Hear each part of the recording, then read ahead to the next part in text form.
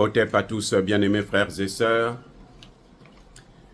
Je vous avais dit que l'administration congolaise, la RDC, et l'armée congolaise, la RDC, sont infiltrés à 60%.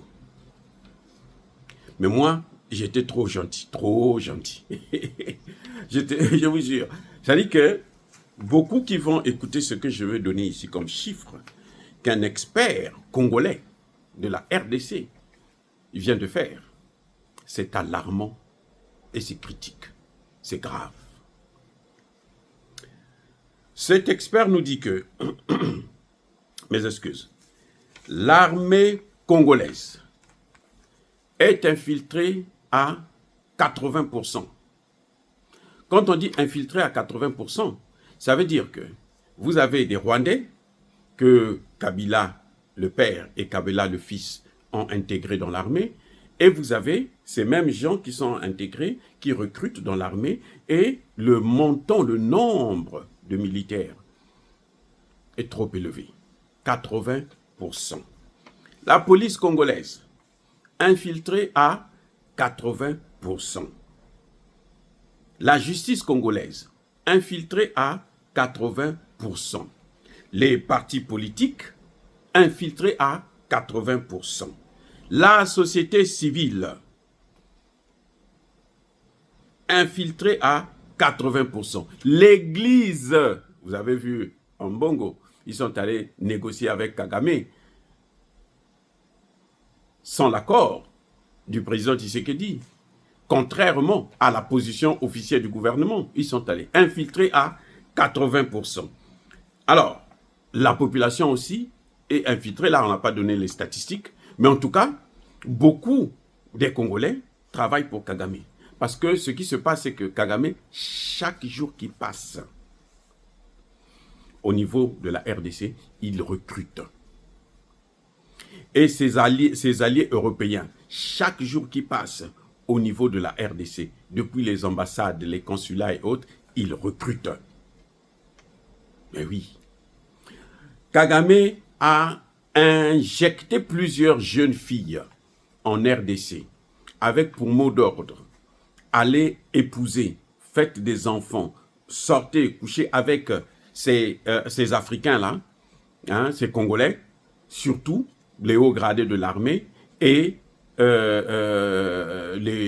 les hauts fonctionnaires de l'administration. Et vous me donnez les informations. Vous les filmez dans la tenue d'Adam et Ève, et puis vous me les envoyez. Quand vous voyez Kagame là, il a les photos de la plupart des dirigeants africains là. Les présidents africains là, qui sont sortis avec des Rwandaises, Kagame a leurs photos. À poil.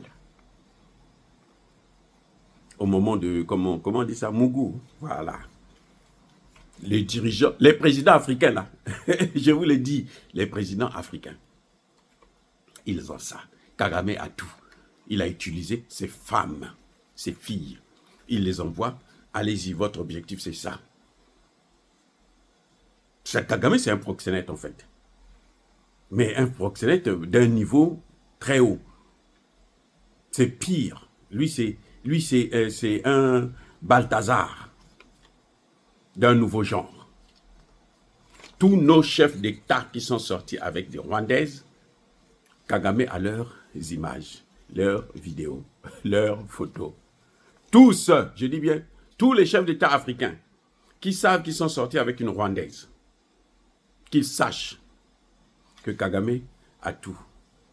C'est pour ça qu'à l'Union africaine, les pays africains, les présidents africains n'ont pas pu prendre des sanctions. Ce n'est pas seulement à cause de la pression occidentale, mais c'est aussi à cause du fait que ils avaient infiltré ces présidents et ils sont rentrés dans leur intimité pour prendre des images, des vidéos et des informations pour donner à Kagame.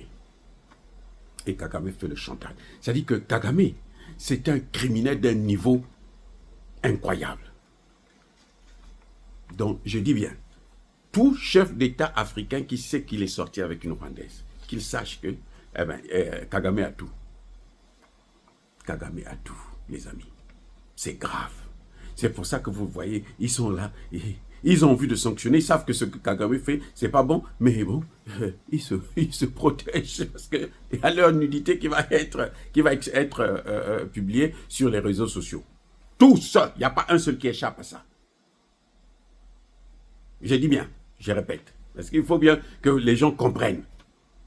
Tous les chefs d'État africains qui sont sortis avec une Rwandaise, Kagame à leur nudité. C'est pour ça que l'armée, la police, toutes les institutions sont infiltrées. Ce qui s'est passé aujourd'hui, c'est quoi? C'est que il y a un jour ou deux, je pense que c'est aujourd'hui que le président Tshisekedi s'est assis avec le président burundais. Et le président burundais l'a appelé pour lui dire pourquoi les Burundais ont quitté Bukavu pour repartir au Burundi. Parce que les Congolais, la tête de commandement du Congo, elle est pourrie. Et ça, c'est quelque chose que nous disons tous les jours. Et Tshisekedi ne veut pas comprendre. Tshisekedi continue à faire confiance à des bandits. Ceux qui peuvent faire le travail, ce sont les Ouazalendo. Mais l'armée congolaise, elle n'est pas en mesure de gérer la crise aujourd'hui là. Elle ne peut pas. Ce que les militaires congolais avaient oublié, c'est que quand ils parlent avec les Rwandais pour vendre la mèche, que ce soit en français, les Burundais sont au courant. Que ce soit en Kinyarwanda, les Burundais comprennent très bien le Kinyarwanda. Donc, à plusieurs reprises, ils ont surpris les hauts gradés, le commandement. Ce n'est pas ceux que on a formés tout récemment, ceux qui se disent, non, la plupart, en tout cas, à près de 80-90%. Donc, ils appellent eux-mêmes, ils donnent des positions. Voilà, nous sommes à telle position, donc vous pouvez venir. Et les autres sont à telle position, vous pouvez aller là-bas. C'est comme ça que vous avez vu que Kagame prend des villes sans combattre. Vous avez déjà vu des choses comme ça? Une armée qui rentre dans une ville, qui attaque un pays, et il n'y a pas de combat. Ils ne font qu'avancer sans combat. C'est comme ça qu'ils avaient fait avec Mobutu, la propagande. Et puis la trahison. Mais à l'époque de Mobutu, c'est que tout le monde voulait le départ de Mobutu. Parce que les Américains leur avaient fait croire que si Mobutu part, vous allez être, mais alors dans un paradis ici. Ce qui était bien entendu faux, parce qu'ils ne voulaient plus de Mobutu, donc il fallait le sacrifier. Et c'est ce qu'ils ont fait. Et les Congolais sont tombés dedans. C'est pour ça que nous demandons aux Congolais de ne pas sacrifier Tshisekedi. Parce que si vous sacrifiez Tshisekedi pour faire venir Corneille Nangaa ou qui que ce soit, celui-là viendra pour faire exactement ce que l'Occident veut. C'est balkaniser le pays et faire de vous des esclaves dans votre propre pays, sur votre propre terre. Voilà le problème. Mais en tout cas, le président burundais a même conseillé au président Tshisekedi de voter une loi martiale. C'est-à-dire de prendre en otage toutes les institutions de la République et que lui travaille avec un petit groupe seulement qui va faire l'affaire. Parce que dans l'état actuel des choses, ce n'est pas possible. Surtout que, nous l'avons appris par Poutine à peine hier, que c'est la France et la Belgique qui donnent le renseignement au M23 et à l'armée rwandaise. La France et la Belgique, les vrais amis, les parents, les frères de Tshisekedi. Monsieur Tshisekedi, j'espère maintenant que vous allez savoir que vous n'avez pas de frères. Soyez bénis, abondamment bénis par le Dieu de Kémite et par nos ancêtres évangélisés. Vive l'Afrique éternelle, j'ai dit et j'assume.